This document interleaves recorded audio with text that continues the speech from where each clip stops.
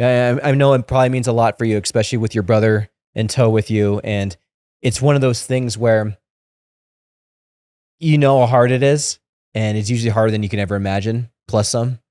And to take your brother on a ride like that probably has some level of anxiety, but you took him on the right ride. I really do believe that. And it's interesting to think about this because, I mean, I've started, and between me and Andrew, probably 20 businesses or something at this point.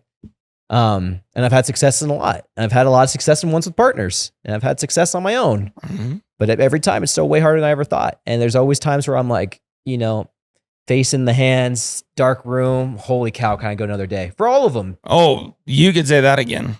And so the fact that you've been able to, commit to your brother and take him along for the ride for something like this, and he's got the chops, and we'll get to you here in a sec, but I could lose him a little.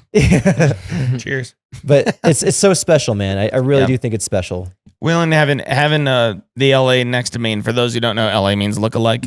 Having the LA rebranding LA. We really are, aren't we? I thought it was Louisiana. Says the dude from Missouri. People think the Olympics are going to be in California in 2028. They're going to be in your backyard. Our backyard. Your driveway is steep. That's a toboggan hill. But no, like there's truth Summer about that, Olympics. and it really is. It's one of those things to watch what he sees and reflects on, and of course, he brags on me about being, a hard worker or pushing into that dream level. Dude, I'm literally I'm a kid that was tired of working a W-2 job and finding something that we could talk about this for hours, is like the artistic ability. If you knew what was going to be drawn at the end of it, you wouldn't stop. Mm-hmm. And what you say is, yeah, it's hard. I guarantee you there's been far more times that my wife's pulled my head out of my hands, crying my face off, thinking that we're going to die. But then of course we don't. And then what people will hopefully be a little bit more consistent in saying is that it was worth it, and that it is worth it. Amen. And I look at my two boys right now and I'm like, you know what? Daddy's going to work his tail clean off. I'm down 48 pounds and they're like, how much more you got to lose, Daddy? You're going to wither away. And I said, no. There's a lot of effort coming in, and the stripes, they're scars, but the scars tell a story. And homeboy we get to wear a little bit of the similar scars from now on. So it's pretty good. That's amazing, man. Cool. Well, for you, Nick, I mean, for one, man, minus a year and a half, I've been an entrepreneur for 15 years straight. It's been amazing. But oftentimes I forget, what it is to be an entrepreneur again. Like when I start a new business, it's kind of like, okay, there's this kind of steady baseline now for me doing this thing.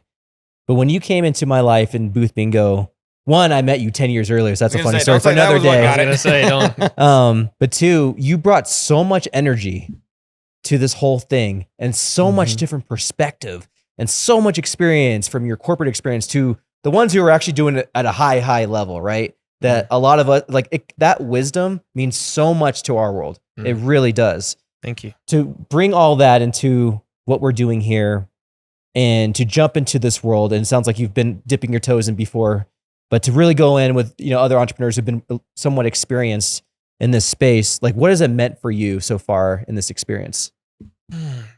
Promise I wasn't going to cry. No, then don't. No, actually, I'll tell you a story in that regard. So this was probably better side of about 2 years ago, and I've always had kind of that entrepreneurial spirit in me. I've always wanted to. I've often said, as simple as it sounds, I've always wanted to be a business owner, and it's very funny because given how you and I met was from someone who I admire deeply to this day. Wes Parker, Molly Parker, if you guys are out there, you guys are awesome. Really think the world of you guys. And I admired so much just by osmosis. It wasn't like I was trying to. It's just like so much of what they were talking about. It wasn't even the life that they were leading. It was just the effect that they had, the intelligence that they had. It was just something that was just burning inside of me. And so about 2 years ago, I was sitting at the dinner table with my wife, and I was in a job that I was really struggling mightily. And with almost any job, I've always had kind of that undertone. With any job, I've always had that undertone of some kind of entrepreneurial spirit. Like I've always managed to run anything that I've done from either my work ethic or my desire to learn more about how the business is running. I mean, a wonderful influence of mine. Her name is Chelsea Wall. She's now the corporate, to my knowledge, she's the corporate marketing director of Renewal by Anderson. We met when she was the franchise marketing director here in Colorado Springs. I would get up close to her and ask her, hey, what does that mean? How does this work? Marketing and brand awareness and, image management and all these other things. And so I found myself really kind of driving towards that entrepreneurial spirit. And I'd be remiss if I didn't even bring it up. It's like I had that entrepreneurial spirit when I was a kid. When my mom told me this, that she always managed to dread the day that we would get the popcorn or cookie sales from school in elementary school, because she knew that I was going to be begging her constantly to be able to do that. And I was enamored with that. And I never really put two and two together until I was an adult. So to get back to the 2-year story, I'm sitting at the kitchen table. I'm in a job that I'm really, really struggling with. And he's in my ear constantly like, quit your job. I'm like, bro, I'm like, family to provide for, right?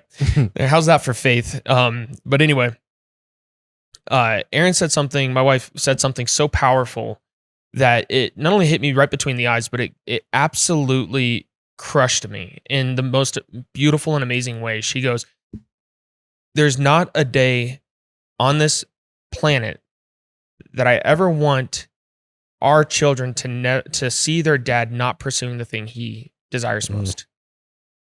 You watch the Hulk? Jeez. What does that mean to you?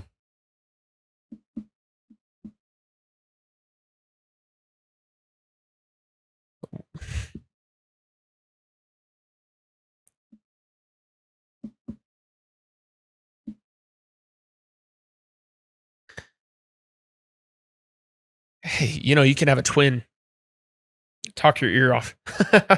And I love it. And he's been just a rock through a lot of hard times. And my wife, who is my best friend, no offense, he's awesome. Cut the J's camera. But what's really interesting is there's something about where we live in our society that it's almost like we have to sacrifice something. We have to sacrifice the things we want most for something seemingly so much more significant, and we fail to remember that the thing we want most is oftentimes, in this case, my kids, it's what they want to see out of me as well. They want to see me as their dad forge the way for them to have faith in their dreams as well. And I think that's what Erin meant by that is she sometimes saw the vision greater than I did. And she's able to remind me of that.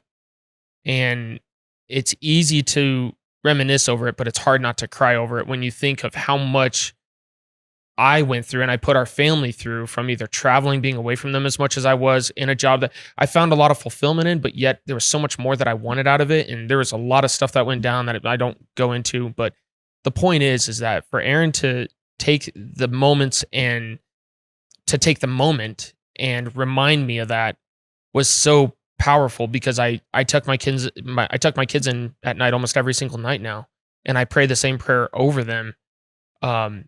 Really thanking God for the gifts that they've given us, that it would open up doors. It would bring us before great men. It would make us wealthy. That Proverbs 22 says that a man's gift not only makes room for him, but do you see any man who's truly competent in his work? For that man will serve kings rather than working for ordinary people. I not only want to be that man, but I also want my children to be that. But first, if I'm going to show them how to be that man and women, I need to be that man. And that's what this opportunity means to me. You got a chunky dunk into that one. That's going to be the slogan of the podcast. Yeah, it's about Sorry, chunky guys. dunking. That's the title. That was amazing. And thank you both for sharing your story. That's what this is all about. Yeah, thanks. There's no better marketing tool than your story ever for anybody. That's why podcast is so important, is like learning what really makes you both tick. That's the